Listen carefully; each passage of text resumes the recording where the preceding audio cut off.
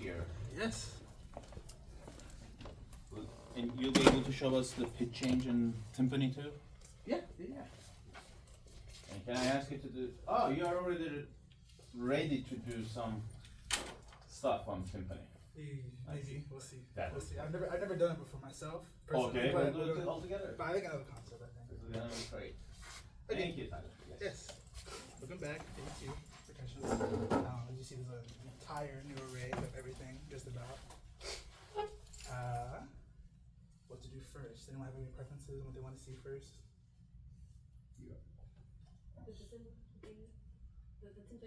Timpani first? Okay. Timpani with the cymbals. You know what it is. What it is. Yeah, don't they like move it and then do? We'll see. First do the timpani.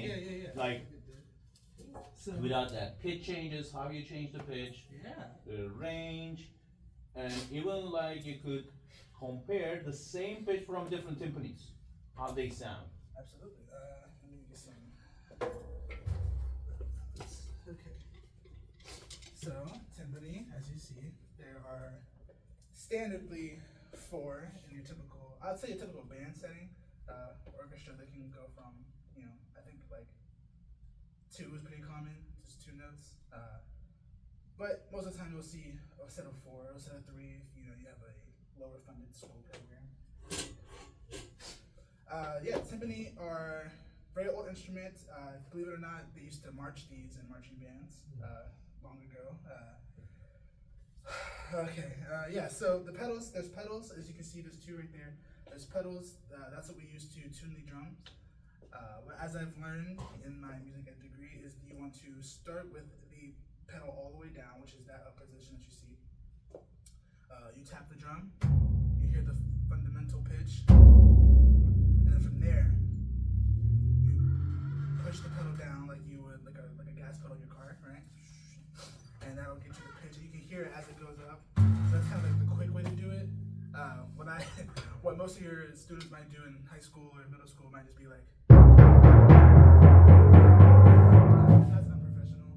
So in the sense where we're being professional, you're just gonna lightly tap and listen to the pitch you want. Let's say I want it roughly A. I get there. You always want to tune upwards to your note because it creates tension in the drum, right? So you can tune both up and down, obviously. So if I tune to A, and I go like roughly as a B, and I can go down to A. That's fine, but there's slack in the head. So instead of tightening the drum head, it's now becoming loose, right? So tuning upwards into the note will always be better because it'll clear any of that slack, which creates less accurate tone. So always tuning up to your note, right? And then the same thing goes for all 4 drums. Every drum has its own size and range. So we go from 32, which is the lowest. Again, these all vary from 1 to 2 inches. So 32, which is what we have. It goes from, what does it go from? Like F to B flat, I believe, is 32, and then we go B flat to,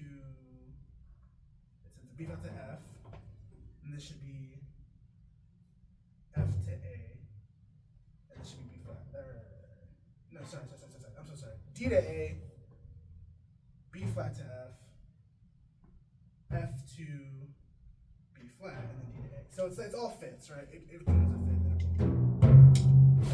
But they have some overlaps, don't they? Like that one could do A.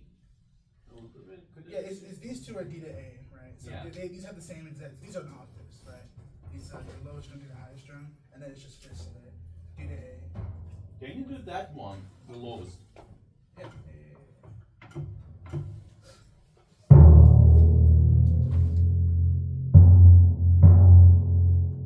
That's probably the lowest, like, readable note. That's F. Well, on here it's F, but you can get different notes, but it's like once you get like, too many you get too many when you tones, hit it. essentially. Yeah. So it becomes clearer.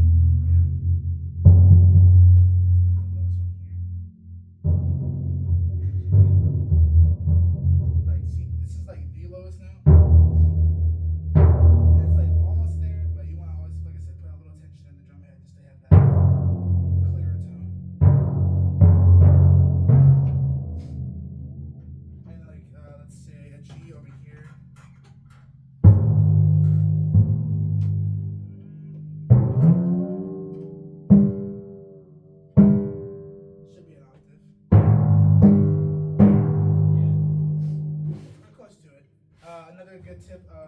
how to know if you're in tune or not is by listening to overtones.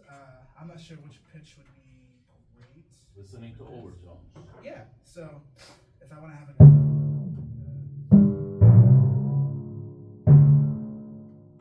I want to have like a D here, I want to have A here. There's times where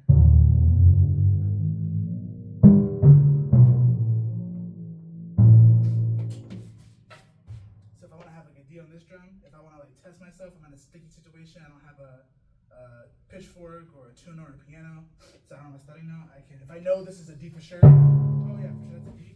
There's times when if you mute it quickly enough, you can hear the overtone of the A coming from this drum, but it's resonating the tuned A that you have over here. So this is the way to double check yourself essentially. So if I go this, you hear that one kind of ringing. It's kind of hard with the other drums around, but you hear this one reacting, right?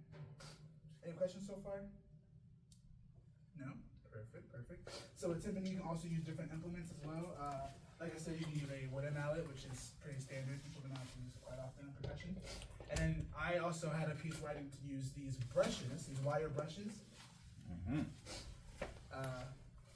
So they're like this. They kind of, you push this stick in, they kind of fan out like this. They become brushes, and they give you this like, right? It's kind of like. Can you do a brush like you do in the jazz? Yeah, you can. So that's exactly what I had to do. I had to have a consistent pattern here while I played with my left hand. So I had a fifth one, but I had to do.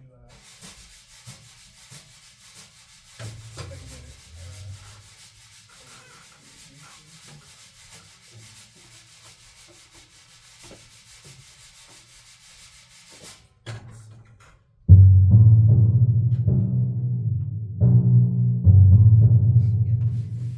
Making me relive my recital moments. Okay. So.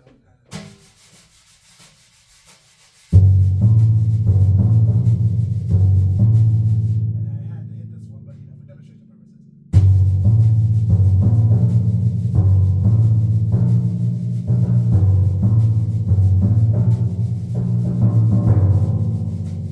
Yeah, so you can do whatever you want. Like I said, percussion is literally the most versatile instrument family, I would say.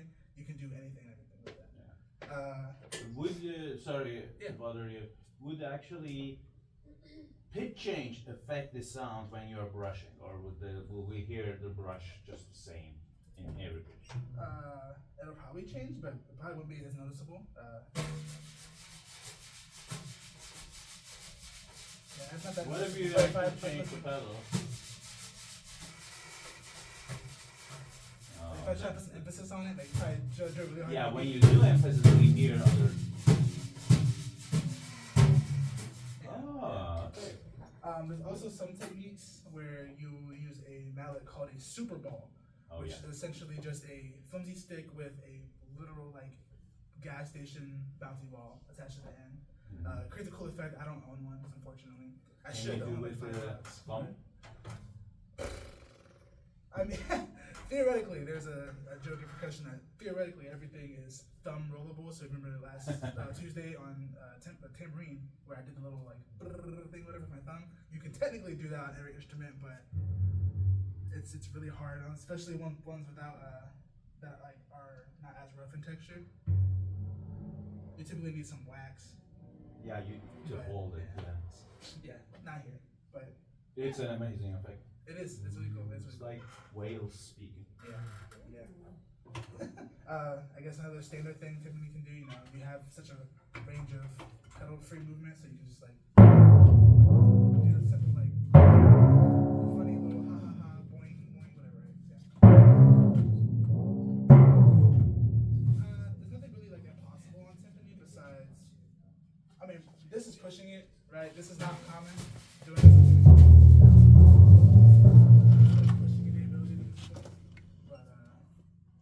There's a lot of things you can do with this. I guess we can do the simple thing. Like I said, I've never actually done it before, so don't hate me if I do it wrong.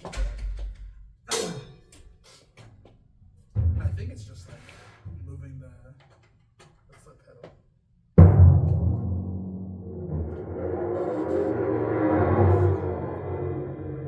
That's cool. Let's see if I move the location.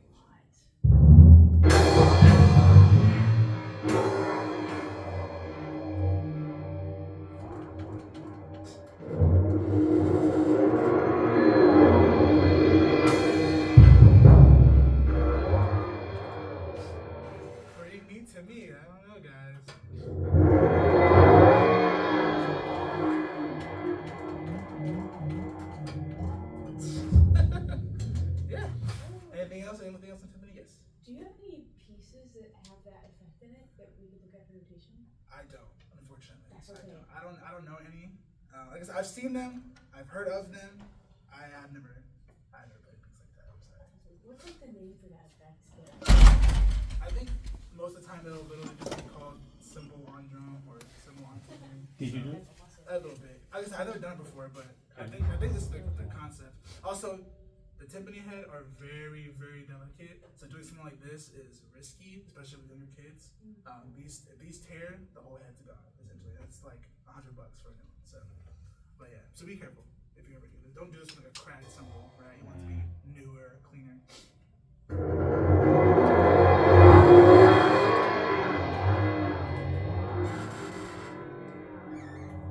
Let's see if we do it on a different drum. See if that sounds right. Probably won't be as much resonance.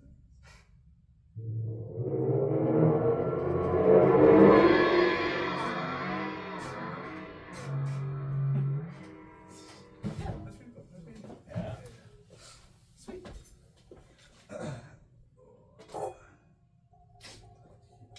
One thing I wanted to mention yesterday but didn't, you'll see around these these stands with towels on it. So essentially we'll call that hold on. There we go. Essentially we'll call that a trap stand. Essentially all that means is a stand that you use to hold things instead of music, right? Something like this is a very, very gracious one, but this is also a trap stand. Another thing, just a table to put instruments on, something that's small like this. Because we can't have all of this attached to, because that would just be impractical, right? Another thing you'll see quite often is these stands. Is how we set up everything. There's specific stands for every instrument, which makes your pockets hurt a little bit. People say percussion is so cheap. You just buy sticks and mounts. Gotta buy the stands for everything. The right sticks and mounts. You see this bag. I'm not gonna tell you what it's probably worth, but It's not a random arbitrary thing. If a piece requires a certain instrument, you have to get a certain instrument. So it's constantly buying things, right? What next? Anyone else have a preference? Which one to see first? Next, rather. The thing that looks kind of like a bucket, I would like to hear that. Right here? Yes. Okay. So, What does it look like? what does it look like before I say? Does anyone know what this is called or what it may look like? I promise you, every single one of you have seen this before. Every single one of you use this. Is that a stovetop? This saves your life, essentially. What? I say it's something from a car, not that much. It is indeed. Yeah, car with a wheel chassis. Yeah, essentially, this is a brake drum. So this is the thing that stops your car or this isn't the thing, but this is what stops your car when you're driving. Yeah. So this is a brake drum. This is used another very popular percussion instrument. This is essentially what composers will use if Who used it for the first time? Who first came up time? with the idea of banking and brake disc? Don't ask me. I don't know. But it sounds like this. So come here. It's pretty loud. What it sounds like? It sounds like you're banging on a piece of metal, because that's what it is, right? But it has this great resonance quality to it. I got a soft mallet just for the purpose of not making your ears bleed. But if I play with something like an articulate stick with plastic on the end. Yeah, right. If I get it's meant to be played. Usually the hole is a lot bigger. I'm not sure what vehicle this is from, but usually the hole here is a bit bigger, so you're able to get the meat of the stick into here and play super loud. But I can't do it with this one, obviously. But yeah, that's the brake drum. It's pretty neat. It's usually used, for those big impact hits. If you have a piece about a train or something, you'll hear that. Or if you have a woodworking song, I don't know, piece, I don't know. That'll be that. Are there different hit spots that you can get different pitches out of? Yeah, I mean, typically the standard is just the top of it's just the inner circle part right here, typically. But I mean, if you want to play the rest of it, it's pretty much just thick steel, so it's not gonna much sound. You have Yeah. in it somewhere.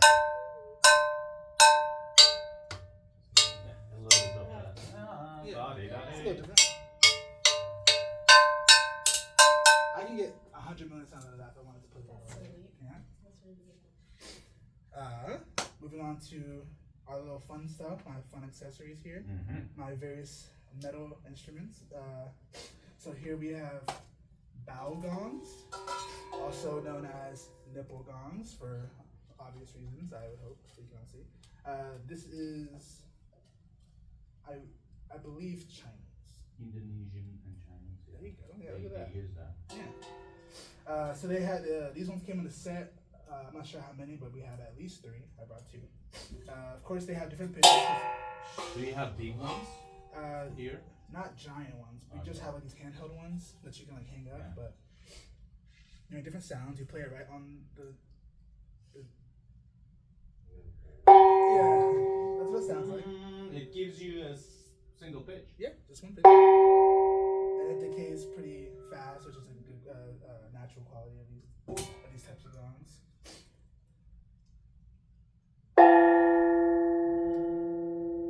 So yeah, usually would hang these up using a cymbal stand, or if you had something like that, which has multiple hooks on it, you can hang it up on something like that. I'm pretty sure someone built that for a specific. There are some pieces they actually put it chromatically. Yes. Like you can play melody. These are opera gongs. These are opera gongs. They're just essentially the same thing. They're just probably from a different region and have a slightly different sound. This one should be more clashing, I believe. I haven't played them yet, but this is your standard stereotypical like toy, I guess. But you have a lot of crash around it. And then you start hearing the pitch. Yeah.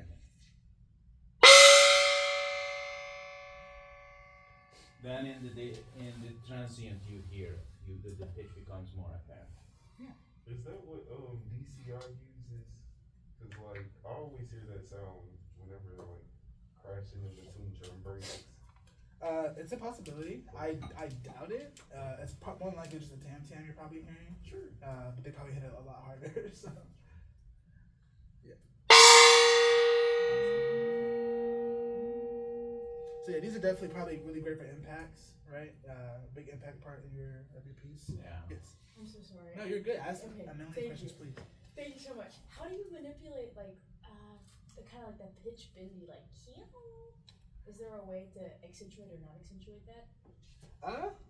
I don't believe so. Usually with stuff like this, it's hitting, like you know, plug and play. Just hit, it makes a sound. I mean, I could probably do something like. I'm not doing that, by the way. That's the instrument itself doing that. So when I you have hit softer versus harder, even as you hit more, strongly, it gets that.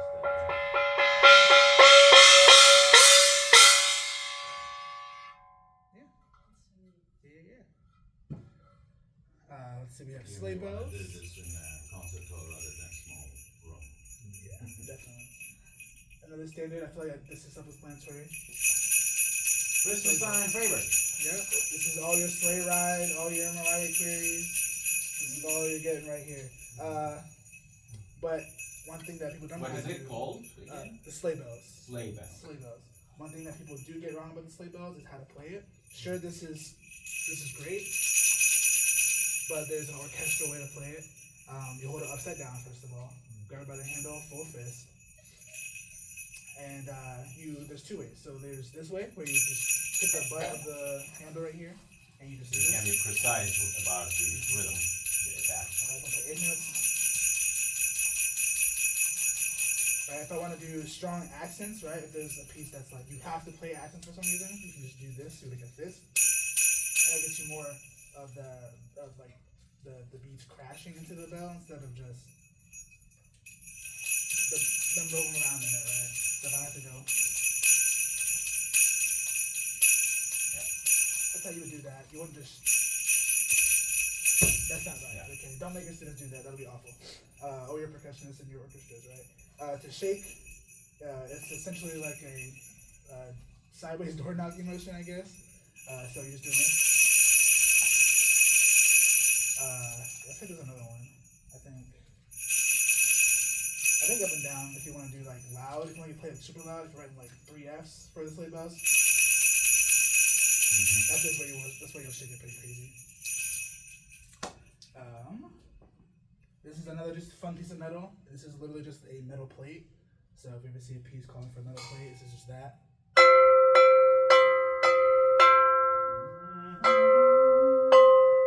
There's more tone to it, more tone than Give us F major triad. Yeah. Or E major. Yeah. Yes, Not much to question. it. Yes. When they write for percussion, do they write in, do they write in keys and then, are the notes in like an F and A sharp, or is it just? Yeah. So yes and no. Yes and no. So typically, if you have something like, let's say, something like this, right? You need 4 different gongs, small gongs, right? You'll see each line, like either the line or the space, up to the composer. It'll give you that will be the direct indication for an instrument, right? So maybe if you're doing spaces, the F space will be, or let's say the F space will be your lowest instrument, the most pitched instrument. The A space will be your next up. It's like that. So it bases it off of less the pitch is, more of like what you have. Does that make sense? So if I have, low, middle, slightly higher middle, the highest, then that's how I would read it, low to high versus, let's see. This is my G gong, this is my A gong, you know what I'm saying? If you're playing like a drum set, with a snare and a bass and a hi-hat and all Oh, that. you will. I can try to find the example. Is it- Yeah, Is I it was gonna written? ask, look for that too. It is written.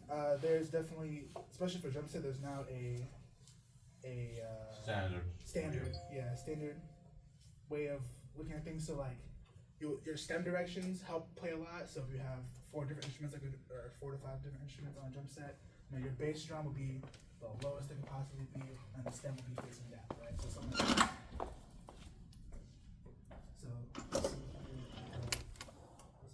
So see here how it's indicating suspended symbol at the top line.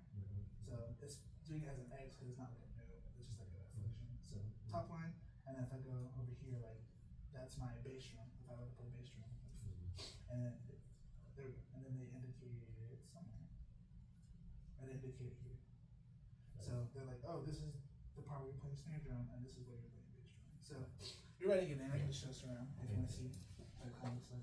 Y'all are in percussion methods, so y'all know what this looks like right now. So like they'll indicate which instrument is top and bottom, and then that ever changes. Yeah.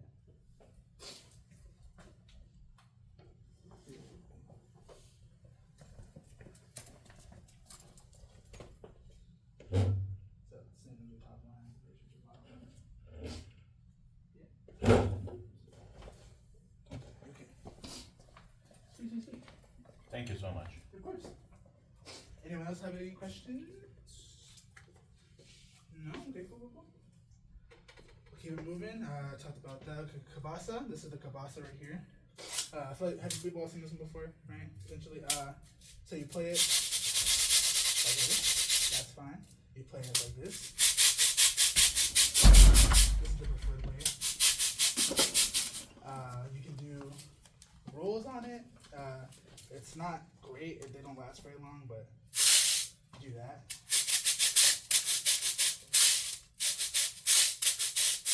So you can do whatever you want with that, right? Or I think you can even like do something like that to make it last longer. I don't know. I'm not a kabasa player. Don't ask me. That's a great inflection. It's like a shaker. You can replace your shaker, right? So if you don't have one of those, maybe you can tap on it. Yeah, cool stuff. Bell tree, pretty self-explanatory. It's a bunch of bells in a very long line, so we call it a tree. It makes nice, beautiful sounds. Let me get the right tool for this, yeah. Usually when you actually write bell tree or gong or nipple gong, the percussionists would know which agent to use. Essentially, they should. if they know what they're doing, they should know. But for mallet instruments, it will be best to write which mallet you want. Mhm. Soft or Yeah, all you need is soft, medium, hard. soft, medium, Yeah. hard. Or if you want to do medium, hard, soft, medium, stuff like that. But you usually want to use your metal mallets. So, like I have a brass one I showed last time, or a triangle beater if you have one, that works perfectly fine. Something metal on metal contact. Except you won't be missing one here, hopefully. It's not great going the other way. You want to follow the shape of the bells. Let me hold this up here, let me see. Yeah, that's it. It's just inflection. It's just more little, Yes. what's it called? Like environmental sound effects, essentially. Yeah. That's the cool part about percussion, in my opinion, is the sound effects part of it. So like, you ever see a musical with like live music playing, a live band in the pit, or an orchestra, or an opera, or a movie even, with a live band playing. All the percussion stuff is all the punches, the kicks, the gravel walks, the armies marching. All that's percussion. So it's Have really you cool. ever seen Tom and Jerry being played by an orchestra? It's Like really the cool. percussion section is doing all that, All of and then the gunshot, barking. Mm-hmm. Okay, so here we have tom-toms. Everyone else familiar with these? Maybe you know. So tom-toms are concert T-O-M, toms. tom. Yeah, tom. Yes. Like Tom and Jerry. Or even hear them called concert toms because they are usually meant for concerts. You can use them in any way. There's four. Like timpani, kind of like four drums. They're usually set up high to low, left to right, because we are America. But you cannot actually tune to single pitch, right? No, not It's always. approximate. Yeah, it's very approximate. The toms have a lot of overtones to them. So if you're wanting, you wouldn't write these if your flutes are having a solo moment, right? You wouldn't want to write percussion for these because they are quite loud. I'll play with sticks first. I actually have a mute on this one. I'll take it off for the purpose of the overtones. So yeah, they're pretty loud. They ring quite a bit. You still hear it going. So to counteract those overtones, you use something like this. I've heard them recently called drum gum, like chewing gum, but for your drum. I've heard it called that. I've heard I think there's a brand called Moon Gel, which is like the standard. This is the Evans brand. I'm not sure what they call it, but again, it's just essentially what it is a sticky drum mute. You just place it at the edge of any drum, tom or not, and it'll just take away those overtones. Give you a drier sound, kind of kill the overtones off, so you can play rhythmically without having to worry about So it can Yeah. muffle, and then you can have shorter sound. And then even then you can use mallets that you can do even more. So the mallets offer more surface area, so you do get honestly more overtones, but it's a quieter hit, so you hear more tone and less attack. Which mallet are you using? These are just some vibraphone mallets. Hard. Vibes. These are medium. Medium. So they can be used for anything, multi-purpose. Okay. But yeah, you can use anything for anything as long as it's safe and not gonna damage the instrument. Not metal on wood. Precisely. Let's see. Okay, moving on to the snare drums. So we have more drums here. Also, if you take note of how I set this stuff up, this is essentially how you're going to see it in your typical band setting. I will say band setting, not orchestra. I've never been in an orchestra, so I can't tell you for sure. I did do some crazy things sometimes. But usually it'll go, from my POV, left to right, it'll go timpani, your bass drum, and then snare drum, accessories, knobs, all that stuff. But this is backwards because I feel like moving the timpani across the room for the demonstration. So, so snare drums, there's different types. We have your don't ask me the sizes of them, I don't know, I'm sorry. I didn't buy these, sorry. So we have our piccolo snare drum. This is your typical standard snare drum. This is probably 14 inches, probably 6 inches deep. And then this is what I probably should have hid it behind the rest of the drums. This is what we call a field drum.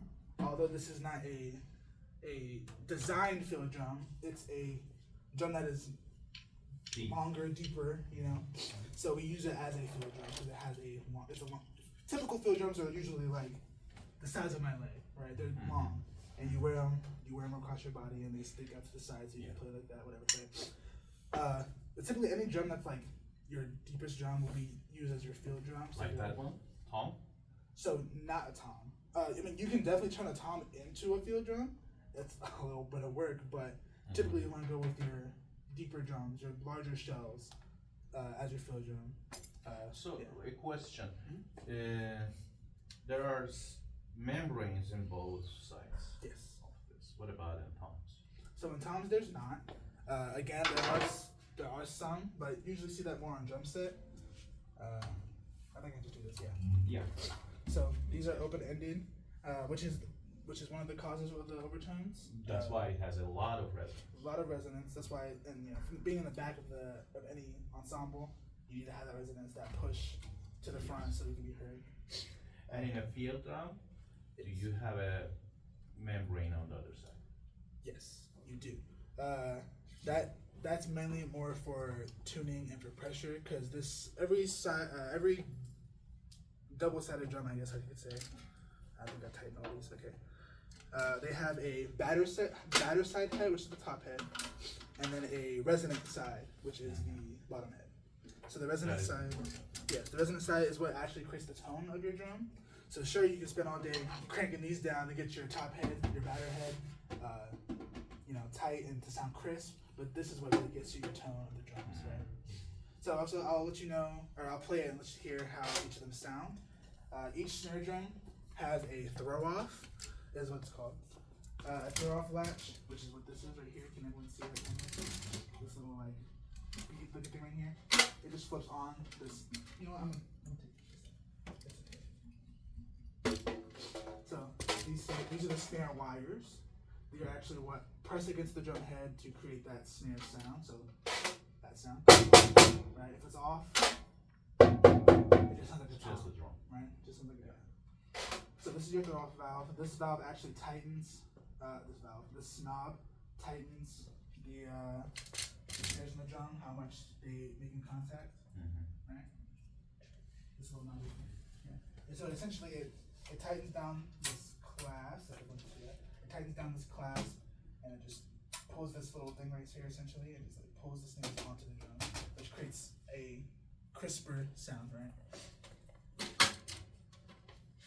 So as you can see, this is the smallest one. This is your piccolo drum. Your piccolo drum will sound higher pitched than the rest. Again, these are all just preferences. None of this is like standard, but that's your standard. But this is like preferences, right? So it sounds kind of papery. Definitely sounds more toy-like. And even with the different stick, right? I mean, every stick will make a different sound, but.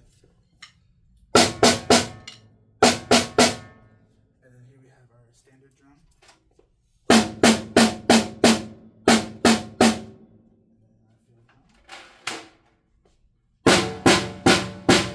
This one's cranked up a lot. Someone was trying to revive the drum head. It's a very old drum head.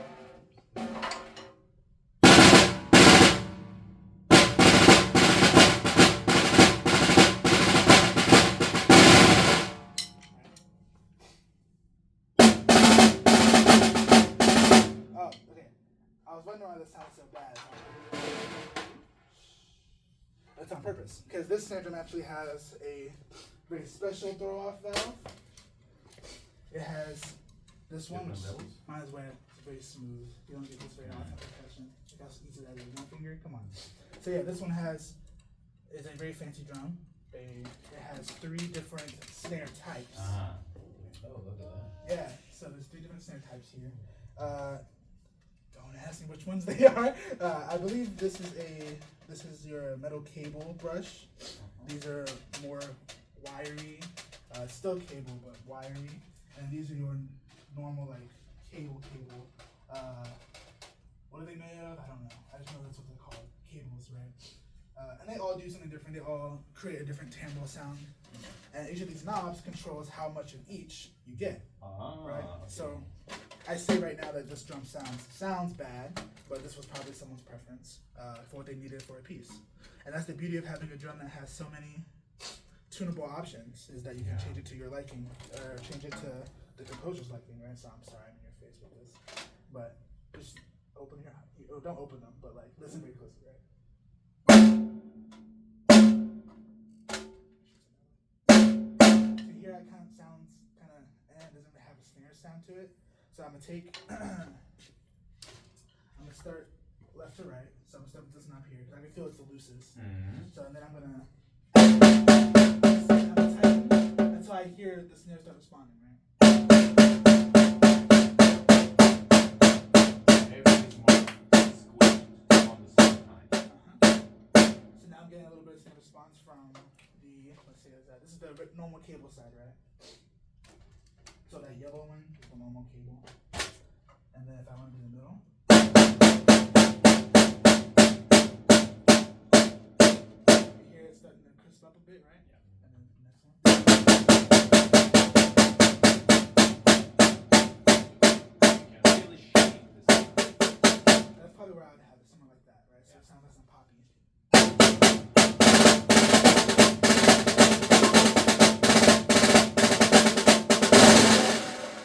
Right, yeah, it's pretty good. Thank you so much. As we are talking about the drums now, can you actually show us different types of shots, like rim shot and then Yeah. what were the others, like on the rim? Yeah. It's okay, it's okay. Wow. It's okay. Yeah. It's okay, I'm used to it. It's fine. It happens all the time. Oh.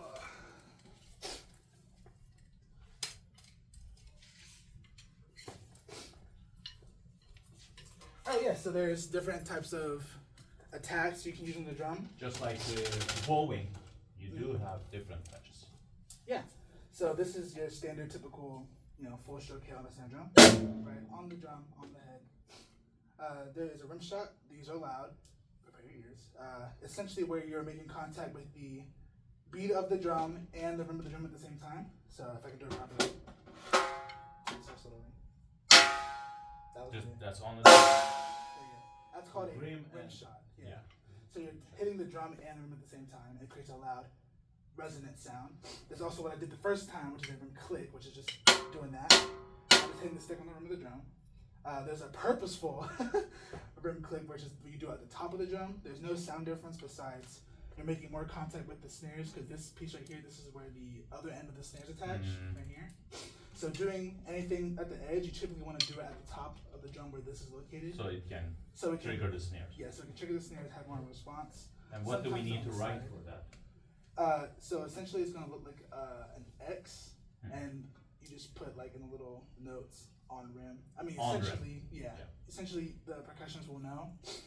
Yeah. It's up to them to determine whether it's up to you, I guess, to determine whether you make it known as just a rim click, which is what it's called, a rim click, or a rim shot. There's not different notation. It's just essentially like an X. Yeah. So there's that. Rim click, rim shot. I'm not gonna do it again. And then there's a rim knock as well. There's rim knock, which is when you take your stick, you place it. You have to find a sweet spot, but you place it on the drum. I'll do it like this if you want to see. So you take your drum like this, or your stick like this. You place the button on the drum somewhere, and you have the rest of the stick hanging off the drum, and that way you can make a nice little knocking sound. And that's what you usually hear like the.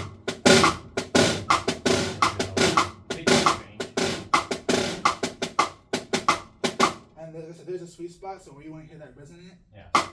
that's the spot. Yeah. I found it first try, by the way. Yeah. But there's times where it could be like, that's bad. You don't want Yeah. that sound. Just have to put it until you hear it where it opens up and resonates. Yeah. How do you notate that if I need to? That was really cool. Yeah, it's a different type of X. They all look like X's essentially. Yeah. Anything that's besides the beat of the stick hitting the surface center of the drum is going to be some type of form of an X. Yeah. And it's up to you to decide what that X means. Yeah, I'll put together and send a collection of things in terms of notation. Yeah, actually, gosh, I feel like I'm doing so much self-promotion. I just did a piece in our recital. You did a lot of pieces. In your I recital. did do a lot of pieces. Where I actually needed to Was use this a junior recital? Senior recital? junior recital. Yes, yes. Let's pull it up. I have some examples. So let's find a good area. This is good. Just then, yes. Okay. Perfect. I'll pass this around. Let's do this. That should be fine. There we go. Okay. I'll pass it. Do you want to see too? Yeah. I mean, Yeah.